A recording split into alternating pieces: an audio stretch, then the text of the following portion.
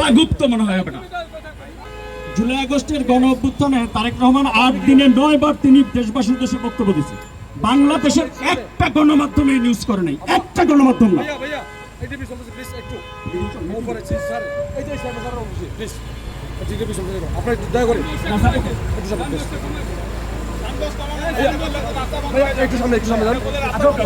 আমি স্যারকে জানাই দিব, আপনাকে আমি ভিডিও করে নিয়েছি, স্যারকে আমি জানাচ্ছি, আপনারা আসলে আলহামদুলিল্লাহ একটু সামনে প্লিজ। ভাই ভাই নামটা কি? বুঝতে পারছি না, প্লিজ।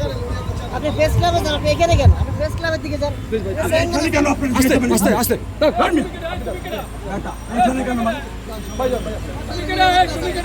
আরে ভাই দল করতে করেন আপনি। মিরাজ হোসেন গাজীকে চিনেন? শালা গুপ্ত মনে হয় ওটা।